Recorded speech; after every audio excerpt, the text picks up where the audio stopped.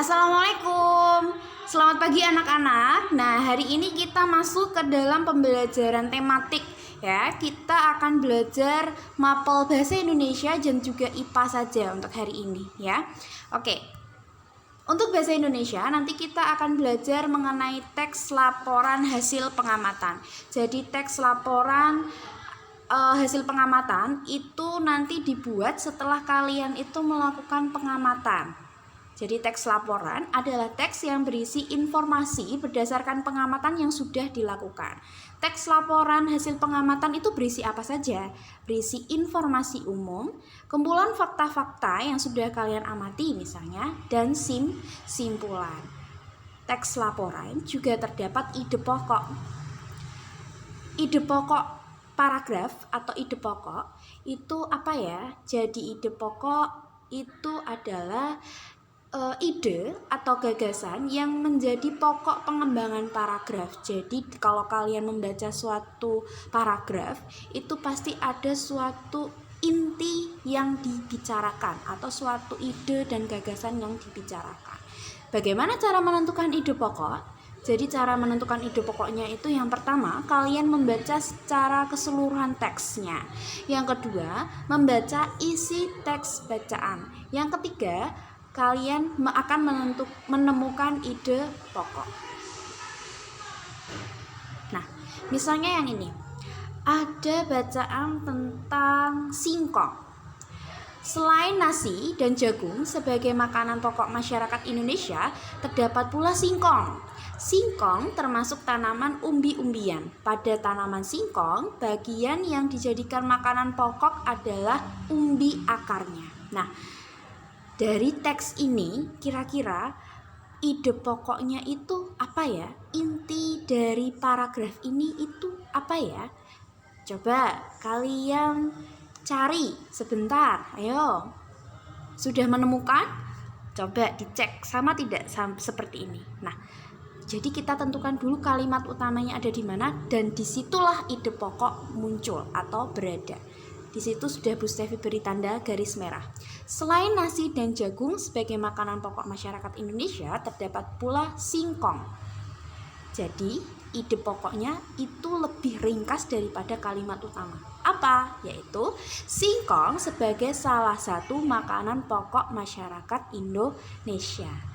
Gitu ya, jadi ide pokok itu disimpan di dalam kalimat utama, kemudian dari kalimat utama itu kalian peringkas lagi menjadi inti yang dibicarakan di dalam paragraf tersebut. Gimana? Mudah bukan? Lanjut ya. Oke, kita masuk ke dalam pembelajaran IPA. Nanti kita akan belajar tentang bagaimana perkembangbiakan tumbuhan secara generatif itu ya. Jadi perkembangbiakan tumbuhan secara generatif itu adalah perkembangbiakan yang terjadi melalui peleburan sel kelamin jantan dan juga sel kelamin betina. Kalian perhatikan pada gambar. Di situ ada alat perkembangbiakan tumbuhan, yaitu apa? Bunga. Jadi kalau perkembangbiakan tumbuhan secara generatif itu dibantu dengan bunga. Dalam bunga, contohnya di situ adalah bunga sepatu, itu ada benang sari yang berwarna kuning yang Bu Stevi lingkari dan juga putik. Nah, benang sari itu alat kelamin jantan dan putik adalah alat kelamin betina. Nah, bisa dipermudah dengan seperti ini. Jantan besar, bentik. Jantan, kalian ingat-ingat, jantan besar. Jantan besar. Oh, besar itu benang sari, berarti alat kelamin dari jantan. Kemudian bentik. Betina itu biasanya cantik ya. Ingat-ingat cantik, betina, putik ya. Jadi putik itu adalah alat kelamin betina untuk tumbuhan ya. Gimana? Sudah paham? Kita lanjutkan. Di sini ada gambar penampang melintang dari bunga. Nah, di situ ada bagian-bagian bunga atau bagian bunga yang dipotong secara melintang. Jadi kita bisa tahu bagian-bagiannya apa saja. Di dalamnya itu juga ada apa saja. Kok bisa dari bunga itu bisa muncul buah, biji, dan tumbuhan yang baru. Ya, jadi bagian dari bunga itu ada mahkota, kepala putik. Tadi apa? Putik, alat kelamin betina. Kemudian ada benang sari. Tadi alat kelamin apa?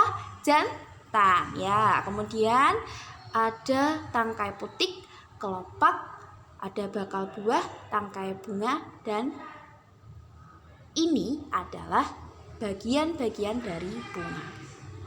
Selanjutnya, nah ini bisa kalian perhatikan bagian proses perkembangbiakan generatif.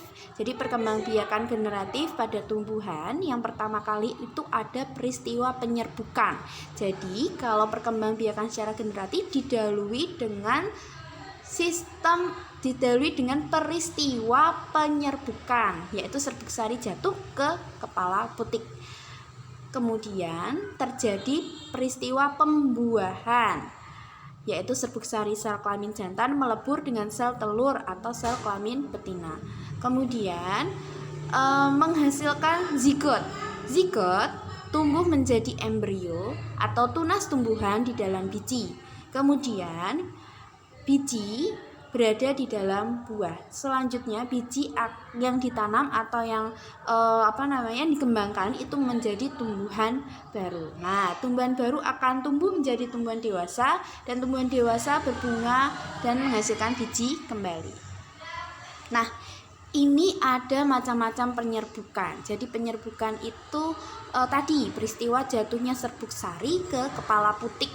Itu apa saja ya tipenya? Nah, macamnya itu yang pertama adalah penyerbukan sendiri yang Steffi lingkari ya. Penyerbukan sendiri itu serbuk sari itu jatuh ke kepala putik pada bunga yang sama. Jadi bunganya itu satu. Kemudian selanjutnya adalah penyerbukan tetangga. Bunganya 2. Kalian perhatikan di situ ada bunga 2. Jadi serbuk sari di kepala putik serbuk sari jatuh ke kepala putik yang bunganya itu masih dalam satu tumbuhan. Jadi tumbuhannya satu tapi bunganya ada beberapa dan salah satu benang sarinya itu membuahi atau jatuh di kepala putik bunga yang lain dalam satu tumbuhan ya. Selanjutnya ada penyerbukan silang. Jadi kalau penyerbukan silang itu serbuk sari jatuh di kepala putik pada bunga lain yang sejenis tetapi berbeda tumbuhan. Jadi ada jeruk, sama-sama jeruk nipis, pohonnya beda, ada 2 sebelahan. Nah, itu namanya penyerbukan silang, tapi masih sama-sama jeruk nipis. Selanjutnya adalah penyerbukan bastar. Kalau penyerbukan bastar, itu serbuk sari jatuh di kepala putik pada bunga yang berasal dari tumbuhan yang berbeda varietas. Varietas maksudnya apa? Berbeda jenis. Misalnya ada mangga gadung sama mangga mana lagi misalnya, itu kan berbeda jenis mangganya tetapi masih sama-sama mangga, masih sama-sama buah mangga. Nah, itu namanya adalah penyerbukan bastar. Nah, untuk lebih pahamnya kalian perhatikan link YouTube yang sudah Bu Steffi sediakan di sini ya.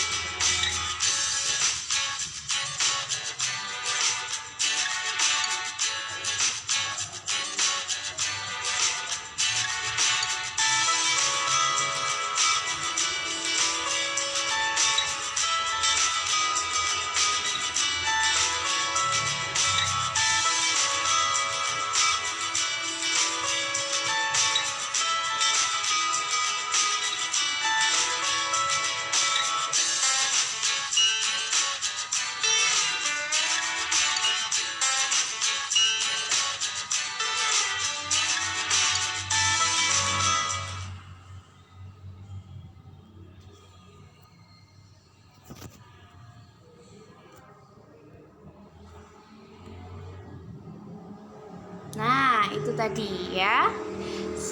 Sudah paham ya? Nah, selanjutnya adalah ini. Ada beberapa serangga yang membantu penyerbukan ya. Jadi nanti ada lebah misalnya yang digambar itu ya. Lebah itu atau serangga itu tertarik pada bunga-bunga yang warnanya mencolok, wanginya itu harum. Kemudian serbuk sarinya itu biasanya lengket, jadi harus dibantu penyerbukannya oleh serangga gitu. Jadi nanti ada beberapa hewan-hewan yang membantu penyerbukan bunga karena bunga itu terkadang tidak bisa menyerbuk sendiri. Untuk lebih pahamnya, kalian perhatikan channel YouTube yang sudah Bu Stefi sediakan di situ. Nanti kalian belajar tentang penyerbukan bunga itu dibantu oleh beberapa hewan. Apa saja ya hewannya? Seperti itu. Nah, selanjutnya ini adalah pelajaran IPS yang akan kita pelajari di pertemuan selanjutnya. Jadi nanti kalian akan mempelajari tentang kondisi geografis dan kehidupan sosial budaya tetangga kita, yaitu negara-negara di Asia Tenggara. Itu bagaimana kondisi geografisnya, kehidupan sosialnya, seperti itu ya. Oke, misalnya seperti ini. Kedua negara berikut terdapat di Asia Tenggara, Indonesia dan juga Malaysia ya. Nah, di kedua negara ini pasti memiliki kondisi geografis dan sosial yang berbeda. Nanti kalian bisa mempelajari kondisi sosial, budaya dan juga geografis negara Asia Tenggara yang lainnya di pertemuan selanjutnya. Nah, untuk tugas hari ini kalian bisa mengerjakan LKS dan Bupena maksudnya ya, LKS dan Bupena halaman 9 nomor 1 sampai 6 dan juga Bupenanya itu halaman 25 untuk bahasa Indonesia 1 sampai 5 dan IPA-nya nomor 1 dan 2. Oke, terima kasih untuk pembelajaran hari ini. Semoga bermanfaat. Wassalamualaikum warahmatullahi wabarakatuh.